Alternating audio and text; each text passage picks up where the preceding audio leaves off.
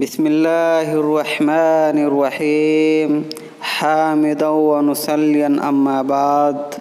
آج میں آپ لوگوں کے سامنے اللہ تبارک و تعالیٰ کی ذکر و اذکار اور دعا کی فضیلت کے بارے میں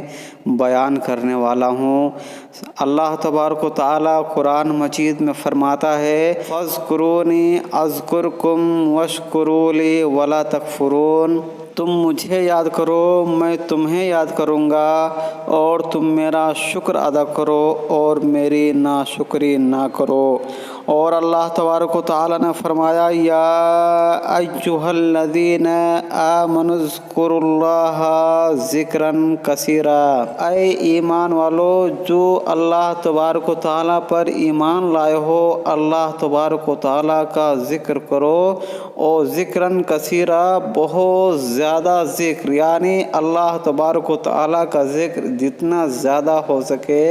اتنا ہی زیادہ ذکر ادا کیا کرو۔ والذاکرین اللہ کثیرا والذاکرات اعد اللہ لہم مغفرۃ واجرا عظیما۔ اور اللہ تبارک و تعالیٰ کو بہت زیادہ یاد کرنے والے مرد اور بہت زیادہ یاد کرنے والی عورتیں اللہ نے ان کے لیے بخشش اور اجر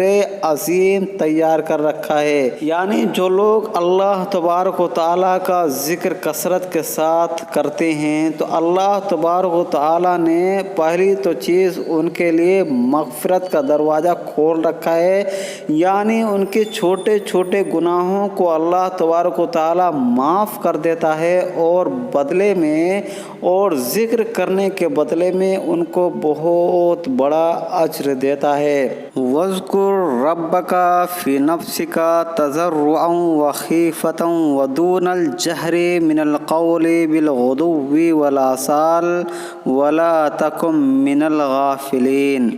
اپنے رب کو یاد کرو اپنے دل میں عاجزی کے ساتھ اور ڈرتے ہوئے، اونچی آواز کی نسبت کم آواز، پست آواز میں اللہ تبارک و تعالیٰ کو یاد کرو صبح اور شام، اور غافلوں میں مت ہو جاؤ۔ یعنی بہترین اللہ تبارک و تعالیٰ کا ذکر کرنے کا طریقہ یہ ہے کہ ڈرتے ہوئے اللہ تبارک و تعالیٰ کو یاد کیا جائے، اور خلوص دل کے ساتھ، خالص دل کے ساتھ تنہائی میں اللہ تبارک و تعالیٰ کو یاد کیا جائے، اس سے دعا مانگی جائے، اس سے رو رو کر کے گڑگڑا کر کے اپنے گناہوں کی معافی مانگا جائے۔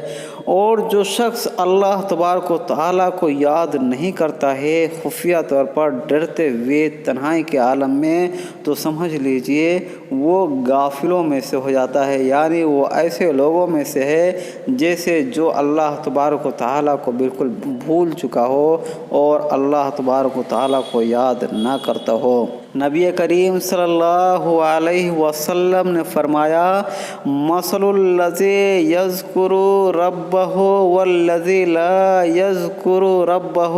مثل الحی والمیت۔ اس آدمی کی مثال جو اپنے رب کو یاد کرتا ہے، دعائیں مانگتا ہے، اس سے فریاد طلب کرتا ہے، اور وہ جو شخص اپنے رب کو یاد نہیں کرتا ہے، ان دونوں کی مثال ایسے ہی ہے جیسے ایک زندہ شخص اور ایک مردہ شخص۔ یعنی جو اللہ تبارک و تعالیٰ کو یاد کرتا ہے اس کی مثال زندہ شخص کی طرح ہے، اور جو اللہ تبارک و تعالیٰ کو یاد نہیں کرتا ہے اس کی مثال مردے انسان کی طرح ہے۔ اور آپ صلی اللہ علیہ وسلم نے صحابہ کرام سے فرمایا الا انبئکم بخیر اعمالکم وازکاها عند ملککم وارفعها فی درجاتکم وخیر لکم من انفاق الذهب والورق وخیر لکم من ان تلقوا عدوکم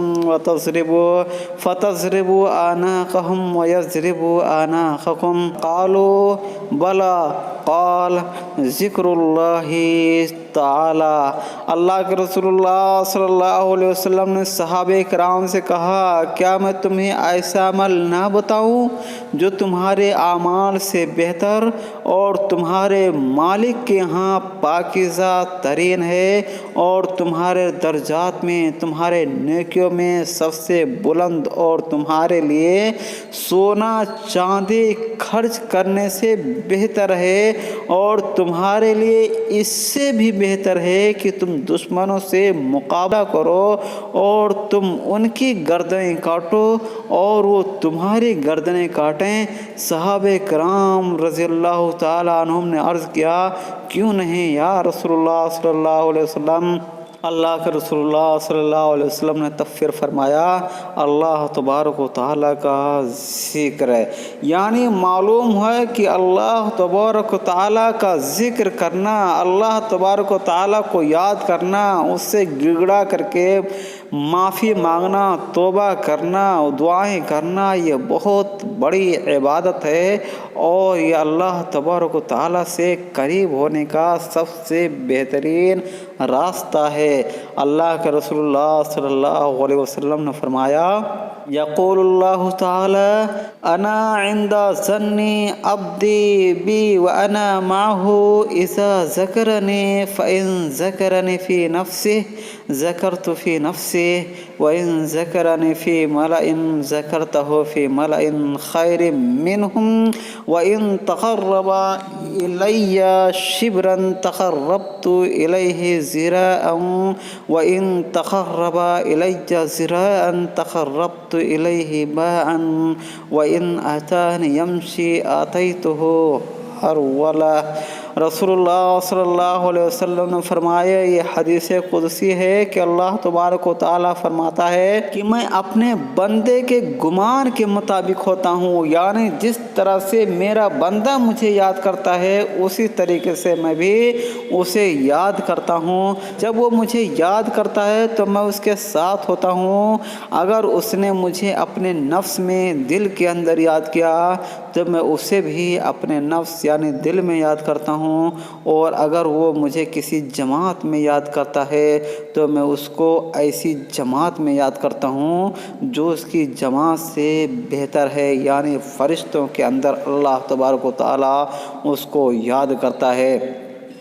اور اگر بندہ ایک بالشت میرے قریب آئے تو میں ایک ہاتھ اس بندے کے قریب آتا ہوں، اور اگر وہ ایک ہاتھ میرے قریب آتا ہے تو ہاتھ پھیلانے کے برابر اس کے قریب آتا ہوں، اور اگر وہ میرے پاس چل کر آئے تو میں اس کے پاس دوڑتا ہوا آتا ہوں۔ اللہ اکبر، اتنی بڑی فضیلت ہے اللہ تبارک و تعالیٰ کو ذکر اذکار کا، اتنی بڑی فضیلت ہے کہ اللہ تبارک و تعالیٰ بھی اپنے بندے کو اسی طرح سے یاد کرتا ہے جس طریقے سے بندہ اپنے رب کو یاد کرتا ہے، بلکہ اللہ تبارک و تعالیٰ اس سے بھی کہیں زیادہ بڑھ کر اپنے بندے کو یاد کرتا ہے اور اس کو اپنے قریب کرتا ہے جس طریقے سے بندہ اپنے رب کو یاد کرتا ہے۔ اور اللہ کے رسول اللہ صلی اللہ علیہ وسلم نے فرمایا، حدیث ہے وعن عبداللہ بن بسر رضی اللہ تعالی عنہ ان رجلا قال یا رسول اللہ ان شرائع الاسلام قد کثرت علی فاخبرنی بشیء اتشبث به قال لا یزال لسانک رطبا من ذکر اللہ۔ حضرت عبداللہ بن بسر رضی اللہ تعالی عنہ سے مروی ہے کہ ایک آدمی نے کہا کہ اے اللہ کے رسول اللہ صلی اللہ علیہ وسلم، مجھ پر اسلام کے احکامات بہت زیادہ ہو چکے ہیں، لہذا آپ مجھے کسی ایسی چیز کے متعلق بتائیں جسے میں مضبوطی سے تھام لوں۔ اللہ کے رسول اللہ صلی اللہ علیہ وسلم نے جواب میں فرمایا تیری زبان ہمیشہ اللہ تبارک و تعالیٰ کے ذکر سے تر رہے، یعنی ہر وقت اللہ تبارک و تعالیٰ کے ذکر و اذکار سے تمہاری زبان ہمیشہ تر رہے۔ مزید اللہ کے رسول اللہ صلی اللہ علیہ وسلم فرماتے ہیں من قعد مقعدا لم یذکر यज़्कुरिल्लाह फ़ीहि कानत अलैहि मिनल्लाहि तिरतन व मिनज़ तजा मस्जअ लम यज़्कुरिल्लाह फ़ीहि। जो शख्स किसी ऐसी जगह बैठा जहाँ उसने अल्लाह तबारक व तआला को याद ना किया तो उस जगह उसके लिए अल्लाह तबारक व तआला की तरफ से बाइस नुकसान होगी। और जो शख्स किसी ऐसी जगह लेटा जहाँ उसने अल्लाह को याद ना किया तो वो जगह उसके लिए अल्लाह की तरफ से बाइस नुकसान होगी। यानी मालूम हुआ कि जिस जगह बैठा जाए,